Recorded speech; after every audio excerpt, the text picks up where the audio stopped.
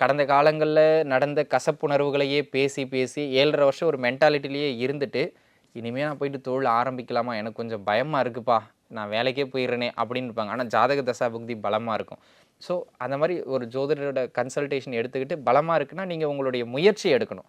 முயற்சி எடுக்காமல் பயந்து உங்களுடைய நிலையை நீங்களே தாழ்த்தி கொள்ள வேண்டாம் அப்படிங்கிறதுல கவனமாக இருக்கணும்.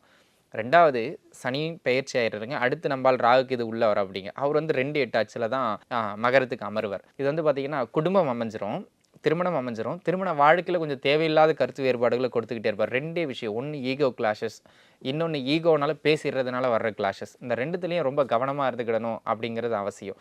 ஸோ இந்த காலகட்டத்தில் மன வாழ்க்கையில் யாகாவர் ஆயினும் அது மனைவியாக ஆயினும் விட்டு கொடுத்து போகணும் அப்படிங்கிறதுல நம்ம கவனமாக இருந்துக்கிடணும். சரிங்களா? அதனை அடுத்தது அந்த பணம் கொடுக்கல் வாங்கல் பண்ணுறது, இந்த மாதிரியான விஷயங்களில் நம்மளுடைய பலத்துக்கு தான் பணத்தை கொடுக்கணும், பலத்துக்கு தான் பணத்தை வாங்கணும். அதை மீறி கடன் வாங்கி ஏதாவது தொழிலில் போடுறது, இல்லை அதை மீறி முன்ன பின்ன தெரியாதவங்களுக்கு இல்லை தெரிஞ்சவனாக இருந்தாலும் அவனுடைய அளவை மீறி நீங்கள் கடன் கொடுக்கறது தவறு. பணம் லாக் ஆயிரும். அதில் கொடுக்கல் வாங்கல்களில் கவனமாக இருக்கணும்.